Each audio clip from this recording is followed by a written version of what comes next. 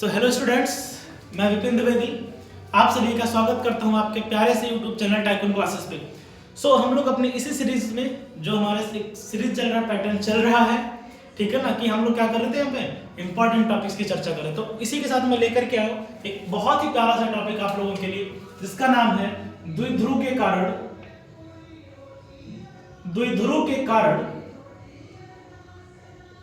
वैद्युत क्षेत्र।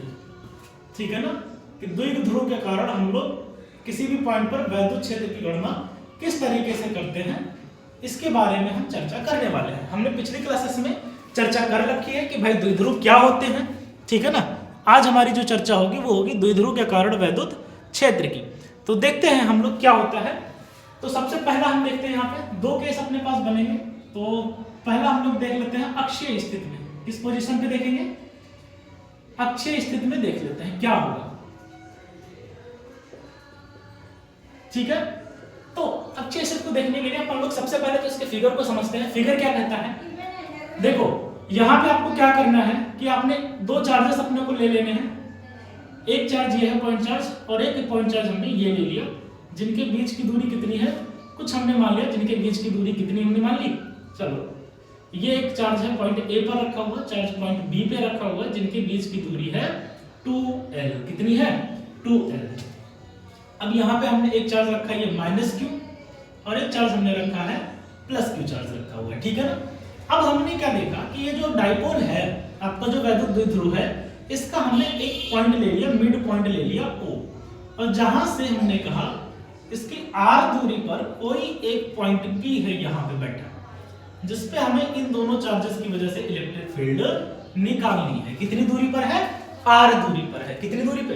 r दूरी पे। यहां से मिड पॉइंट से हमने एक पॉइंट ले लिया बिंदु P, जहां पे हमें वैद्युत क्षेत्र की गणना करनी थी। तो हमने कहा एक काम करते हैं, यहां से पहले तो डिस्टेंस देख लेते हैं, क्योंकि वैद्युत क्षेत्र का फार्मूला क्या होता है? E बराबर 1/4πε0 q बटे r²। तो हमें यहाँ इनके बीच की दूरी चाहिए। तो भाई एक चार्ज है पॉइंट बी पर, एक चार्ज है पॉइंट ए पर। तो पॉइंट बी से पॉइंट पी की डिस्टेंस कितनी होगी? r minus L. ये पूरा r है, देखो यहाँ पे ये मिड पॉइंट है, तो ये वाली लेंथ कितनी हो जाएगी? l। ये वाली भी लेंथ कितनी हो गई? l। तो ये पूरी लेंथ थी r, यहाँ से l निकाल के कितना बच गया? r minus L. और जब यहाँ से आप देखोगे तो आपको क्या मिलेगा? ये r प्लस l मिलेगा। ये इतना r और ये l एक्स्ट्रा है, तो ज्यादा होने की वजह से हमने इसे जोड़ दिया, ऐड ऑन कर दिया। ठीक बात है। अब यहाँ पॉइंट P पर होगा क्या? इस वाले चार्ज के कारण भी इलेक्ट्रिक फील्ड होगी। अब देखो ये प्लस है, इलेक्ट्रिक फील्ड प्लस से दूर जाती है, तो इसकी डायरेक्शन क्या होगी? प्लस वाले की वजह से ये पॉइंट B पर है, तो इसे हम EB बोल दे रहे हैं, उस डायरेक्शन में। जबकि A की वजह से डायरेक्शन क्या होगा? माइनस वाला चार्ज है ना, तो माइनस की वजह से इलेक्ट्रिक फील्ड माइनस की डायरेक्शन में आती है वापस, तो इसलिए यहाँ पर क्या हो जाएगा? इसकी वजह से जो होगी इलेक्ट्रिक फील्ड की डायरेक्शन, वो क्या होगी? EA इस डायरेक्शन में होगी। ठीक है।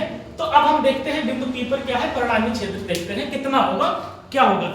ठीक है। तो बिंदु P पर परिणामी क्षेत्र देखने के लिए हम क्या करते हैं यहाँ पर, कि अपने पास क्या क्या चीजें होती हैं। हम मान लेंगे सबसे पहले कि भाई माना हमारे पास AB एक वैद्युत द्विध्रुव है, जो कि माइनस Q तथा प्लस Q चार्ज से मिलकर बना है। AB क्या है? एक द्विध्रुव है जो कि माइनस Q तथा प्लस Q चार्ज से मिलकर बना है, जिसकी लंबाई 2l है, और जिसके मध्य बिंदु O से r दूरी पर स्थित बिंदु P पे वैद्युत क्षेत्र की गणना करनी है हमें। ठीक बात है। तो इसकी गणना चलो कर लेते हैं अपन लोग, क्या होता है देखो। तो हमें चाहिए भाई बिंदु P पर परिणामी वैद्युत क्षेत्र। बिंदु P पर परिणामी, क्योंकि उस पर दोनों आवेश की वजह से होगा। पहला आवेश यानी कि जो प्लस Q है, और दूसरा माइनस Q, दोनों की वजह से होगा। तो बिंदु P पर हम क्या लेंगे? परिणामी वैद्युत क्षेत्र लेंगे। वो किसके किसके कारण होगा? हम मान ले रहे हैं E नेट बराबर क्या होगा भैया, यहाँ पर A के कारण भी होगा, और पार्टिकल जो चार्ज पार्टिकल बैठा है B पे, उसके कारण भी होगा, नेट इलेक्ट्रिक फील्ड। ठीक है ना। तो अब यहाँ पे एक बात आप देखो जरा, ये हम मान लेते हैं इक्वेशन नंबर अपनी फर्स्ट है। तो A के कारण इलेक्ट्रिक फील्ड देखो कितनी होगी। तो A के कारण जो इलेक्ट्रिक फील्ड है EA, वो क्या होगी? 1/4πε0, चार्ज कितना है Q डिवाइडेड बाय डिस्टेंस कितनी है यहाँ पे देखो, r प्लस l। कितनी है? r प्लस l, तो इसका स्क्वायर ले लीजिए। अच्छा, इसकी डायरेक्शन किधर है? तो डायरेक्शन P से A की तरफ आ रही है, नेगेटिव चार्ज है तो नेगेटिव चार्ज की ओर आएगी, तो इसकी डायरेक्शन क्या होगी? P से A की तरफ, PA। क्लियर? इसको इक्वेशन नंबर 2 मान लेते हैं। सिमिलरली अगर आप जो है पॉइंट B की वजह से देखेंगे तो इलेक्ट्रिक फील्ड कितनी मिलेगी? 1/4 पाई एप्सिलॉन नॉट Q बटे R माइनस L का होल स्क्वायर, और ये प्लस है तो प्लस से दूर जाएगी, यानी B से P की ओर इसकी डायरेक्शन होगी। Equation number 3। अब देखो इक्वेशन सेकंड और थर्ड को उठा के इक्वेशन फर्स्ट में रख दो, तो हम क्या कह रहे हैं कि समीकरण 2 व 3 को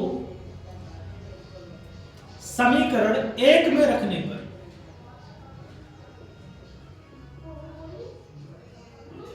अगर हम ऐसा करते हैं तो हमें क्या मिलेगा कि देखो E नेट बराबर जो परिणामी वैद्युत क्षेत्र होगा EA प्लस EB, ठीक है ना? तो देखो EA कितना होगा अपने पास? भाई बड़ा वाला ज्यादा कौन होगा? भाई देखो बटे में है R स्क्वायर, बटे में क्या है? R स्क्वायर है, तो जिसकी दूरी ज्यादा होगी उसका विभव कम होगा। अब देखो दोनों वेक्टर क्वांटिटी है, डायरेक्शन अलग अलग है, ठीक है ना? तो डायरेक्शन अलग होने के कारण क्या करेंगे? तो घटा देंगे, तो इसको क्या लिखेंगे? EB माइनस ये वेक्टर मत लगाना है यहाँ पे, अगर आप वेक्टर लगाते तो यहाँ पे एडिशन करना पड़ेगा, प्लस का साइन लगाना पड़ेगा, ठीक है? तो E नेट कितना होता है? देखो EB कितना है?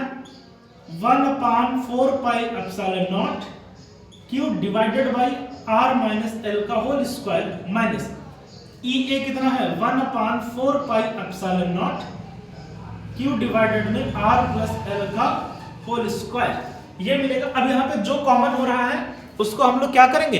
कॉमन ले लेते हैं। तो चलो यहाँ से 1/4 pi epsilon naught 1/4 pi epsilon naught into Q common ले लेंगे, बचेगा क्या?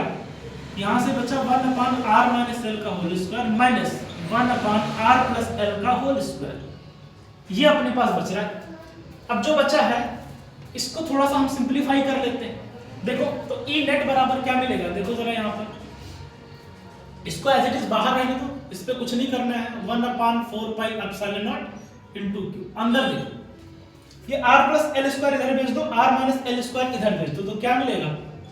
R प्लस L का whole square minus R minus L का होल स्क्वायर, पूरे का बटा देखो ये R minus L into R plus L, तो ये क्या मिलेगा? R माइनस L का स्क्वायर इंटू में R प्लस L का स्क्वायर, तो बराबर देखो क्या बचा? 1/4 पाई एप्सिलॉन नॉट Q। अब यहाँ पे थोड़ा सा ध्यान देने की जरूरत है। क्या करेंगे? देखो ये पूरा इसको A मान लो, इस पूरे को क्या मान लो? A, और इस पूरे को क्या मान लो? B।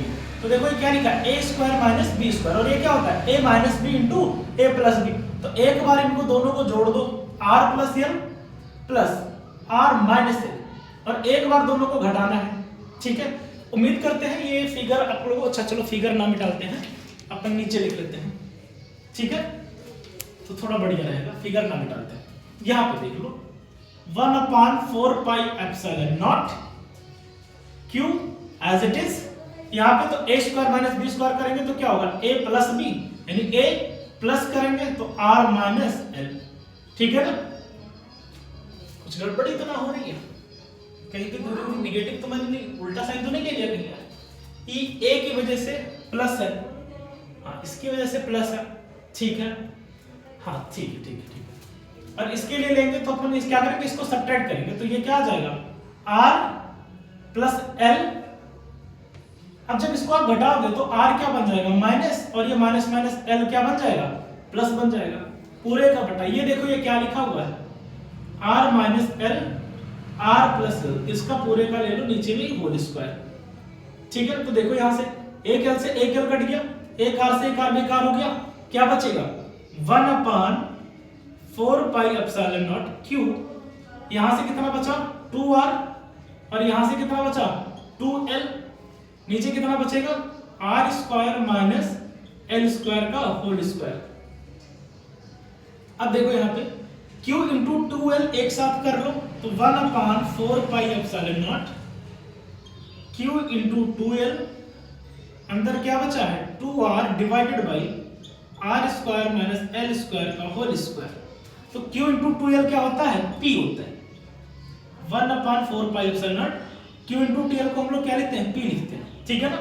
और इसको तो ये क्या बचेगा, इसको एज इट इज लिख लो, इसको लिख लो 2pr divided by R square minus L square का होल स्क्वायर।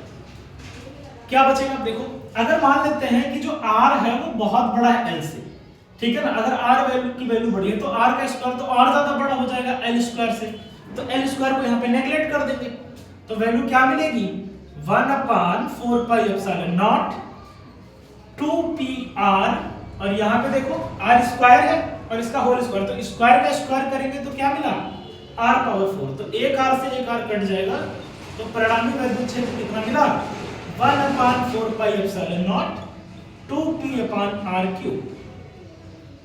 ये किसकी वजह से आया है, ये आया है अक्षीय स्थिति में। तो इसको आप लोग फटाफट नोट डाउन करेंगे, स्क्रीनशॉट वगैरह लेना है तो आप लोग इसका स्क्रीनशॉट भी ले सकते हैं। उम्मीद करते हैं विजिबिलिटी बढ़िया होगी।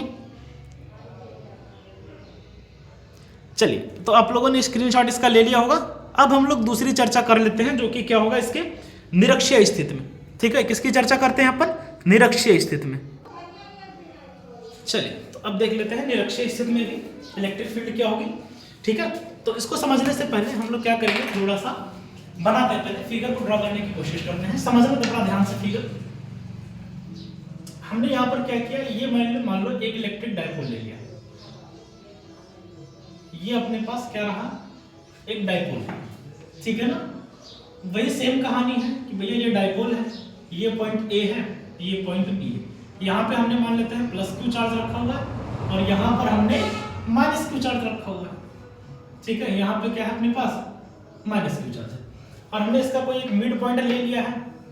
ठीक है, और इस मिड पॉइंट ओ से आर दूरी पर, मिड पॉइंट ओ से आर दूरी पर हमने एक कोई पॉइंट पी मान लिया है जिसपे हमें जो है इलेक्ट्रिक फील्ड निकालनी है। ये अपना पॉइंट पी है, ठीक है ना। अच्छा, इसको मिला देते हैं थोड़ा सा। ठीक है, ये डिस्टेंस आ जाएगी। अब ये डिस्टेंस हमारी कितनी होगी, देखो जरा, ये मिड पॉइंट है तो पूरी टोटल लेंथ हमने इसकी कितनी मान ली है 2l, तो ये बची वाली कितनी होगी l, बची वाली कितनी होगी l, इधर वाली भी कितनी हो रही है। तो अब देखो ये r है, ठीक है ना, ये वाली लेंथ l है, तो ये समकोण त्रिभुज बन रहा है, तो ये वाली लेंथ कितनी होगी √r² प्लस l स्क्वायर। ऐसे सिमिलरली ये वाली भी कितनी होगी √r² प्लस l स्क्वायर। ठीक है ना, पाइथागोरस थ्योरम लगा करके आप इसको फाइंड आउट कर सकते हैं। अब हम बात करें अगर यहाँ पे, तो देखो यहाँ पे प्लस चार्ज है, तो प्लस चार्ज से इलेक्ट्रिक फील्ड दूर जाती है। प्लस चार्ज से क्या होती है, इलेक्ट्रिक फील्ड दूर जाती है, तो इसकी वजह से इलेक्ट्रिक फील्ड नेट इधर किधर होगी, इस डायरेक्शन में, और माइनस वाले की तरफ आती है, तो माइनस वाले की वजह से इलेक्ट्रिक फील्ड की डायरेक्शन ये होगी ई ए। अब देखो एक पॉइंट पर इलेक्ट्रिक फील्ड की दो डायरेक्शन है, उसको वहां ना समझने के लिए, समझने से बेहतर है कि हम लोग इसको थोड़ा सा नीचे फिगर को समझने की कोशिश करेंगे। अच्छा, एक काम करते हैं, इसके अपन दो कंपोनेंट ले लेते हैं, किसका, हमें नेट इलेक्ट्रिक फील्ड चाहिए। अब हम मान लेते हैं ये वाला एंगल कितना है, थीटा है, तो ये वाला एंगल भी कितना हो जाएगा अपना, थीटा हो जाएगा। ठीक है, ये एंगल हमने कितना मान लिया, थीटा मान लिया, तो ये एंगल भी थीटा होगा। तो ईबी के आपके दो कंपोनेंट होंगे, एक ऊपर की तरफ और एक इस डायरेक्शन में। ठीक है, तो ये वाला एंगल क्या है, थीटा है। तो जब भी हम किसी वेक्टर का वियोजन करते हैं तो जो थीटा के साथ लाइन होती है, अक्ष होता है, वो हमारा क्या होता है, cos थीटा होता है। तो ये कौन सा हो जाएगा आपका, ई बी cos थीटा। ठीक है, और ऊपर क्या चला जाएगा, ई बी sin थीटा। ठीक ऐसे ही जब इस वाले के कंपोनेंट करेंगे तो आपको ये नीचे की तरफ मिलेगा, ये एंगल थीटा है, तो ये वाला भी एंगल कितना होगा, थीटा, क्योंकि ये भैया 90 डिग्री बन रहा है। ठीक है ना, तो जब आप इस वाले के लिए बात करोगे तो ये वाला भी एंगल कितना बनेगा, तो ये इधर वाला कंपोनेंट क्या बनेगा, ई ए cos थीटा, ई ए cos थीटा, और ये नीचे वाला क्या आएगा, ई ए sin थीटा, ये मिलेगा। तो पहले तो इसको निकाल लो, ई ए की वैल्यू कितनी होगी, तो पहले तो ई ए निकालो। ई अपने को कितना मिलेगा, देखो पॉइंट इसकी वजह से डिस्टेंस सेम है, चार्ज सेम है, निकाल लेते हैं, कोई दिक्कत नहीं। तो ये क्या आएगा 1/4 pi epsilon not Q upon r² plus l², ये मिलेगा अपने को। किस डायरेक्शन में मिलेगा, p से a की तरफ। किस डायरेक्शन में होगा ये, p से a की तरफ होगा। अच्छा, चार्ज b के कारण निकालो जरा, क्या मिलेगा 1/4 पाई एप्सिलॉन नॉट, ये भी सेम मिल रहा है यार। आप देखो मैग्नीट्यूड तो दोनों का सेम आ रहा है। ये किधर होगा, बी से पी की तरफ, क्योंकि प्लस चार्ज है और प्लस से magnetic field sorry electric field दूर जाती है, तो हम ये मान लेते हैं कि यहाँ पे जो ई ए है और ई बी दोनों का मैग्नीट्यूड बराबर है, तो दोनों का मैग्नीट्यूड बराबर है, तो हम इसे क्या बोल दे रहे हैं, ई बोल दे रहे हैं। तो नेट इलेक्ट्रिक फील्ड कितनी हो जाएगी भाई, परिणामी तीव्रता कितनी होगी, तो परिणामी तीव्रता होगी अपना ई ए प्लस ई बी। अब ये दोनों आपस में बराबर है, तो हमने इसे क्या लिख दिया 2e, तो ये क्या मिलेगा 2 इंटू में 1/4 pi epsilon naught q divided by r square plus l square. लेकिन e की वैल्यू क्या आएगी वो तो देखो, पहले नेट देख लो, तो पहले मिल क्या रहा है समझने की कोशिश करो। कोशिश ये करनी है कि भाई ये जो इलेक्ट्रिक फील्ड थी इसका जो साइन थीटा वाला कंपोनेंट है ऊपर है और एक कंपोनेंट इसका नीचे, ठीक है ना, तो ये साइन वाले तो एक दूसरे को काट खत्म कर देंगे, साइन वाला तो बचेगा ही नहीं, बचेगा कौन, सिर्फ यहाँ पे कॉस वाला बचेगा। तो इसलिए जो आप नेट इलेक्ट्रिक फील्ड लेते हो तो आप सिर्फ किसके लिए लोगे, कॉस थीटा के लिए लोगे, किसके लिए, कॉस थीटा के लिए देंगे हम लोग, समझ रहे बात को, क्योंकि साइन वाले तो कंपोनेंट एक दूसरे को काट के जीरो कर देंगे, तो हम लोग चूंकि वेक्टर है दो कंपोनेंट बन रहे, एक कंपोनेंट तो जीरो हो जाएगा साइन वाला, ठीक है ना, या आप इसको चाहो तो x axis plus y cap लिख करके भी कर सकते हो। बस ध्यान में रख लो कि ये साइन वाला तो एक दूसरे को खत्म कर देंगे। अब यहाँ पे चाहो तो 2e cos theta plus 2e sin theta लिख लो, भाई इसकी वजह से sin थीटा, अब ये ऑपोजिट है काट के खत्म करेंगे दोनों की वजह से cos वाले। देखो इसको लिखने का तरीका भी ऐसा हो सकता है कि आप इसके लिए लिख सकते हैं भैया eb sin theta plus eb cos theta, ये आपने ले लिया, ठीक है ना, ये i कैप हो जाएगा प्लस, अब इसके लिए जब आप लोगों तो क्या लिखोगे ea cos theta minus ea sin theta. अब ये दोनों आपस में कट के क्या हो जाएंगे जीरो, तो काटने से बचेगा कौन अपने पास, cos वाला बचेगा, ठीक है। तो बहुत ज्यादा ना करते हुए बस समझाने के लिए इतनी बातें थी, आपको ध्यान रखना। तो यहाँ पे साथ में क्या है cos थीटा। अब cos थीटा कैसे निकालेंगे भाई, ये देखो एंगल थीटा है, तो यहाँ से देखो जरा, तो cos थीटा की वैल्यू क्या होती है, हमेशा क्या होती है आधार बटे कर्ण, तो ये आपका आधार है थीटा के सामने लंब या 90 डिग्री, ये कर्ण है तो आधार बटे कर्ण यानी l अपान में under root r square plus l square. तो यहाँ पे cos थीटा की वैल्यू रख दो, कितनी है l upon under root r square plus l square. तो देखो 1/4 पाई एप्सिलॉन नॉट, क्या लिख रहे हैं 1/4 पाई एप्सिलॉन नॉट, ये हो जाएगा q इंटू 2l, 2 को l के साथ कर दिया, यहां से देखो ये क्या बचेगा r square plus l square power 3/2। कैसे, वो ऐसे कि भाई इसकी होल पावर कितनी है 1 है, ठीक है, और इसकी पावर 1/2 है, तो 1 में जब 1/2 जोड़ेंगे 1 प्लस 1/2, तो 2 का नाम 2 1 3/2, इस तरीके से यहाँ पे आ गई।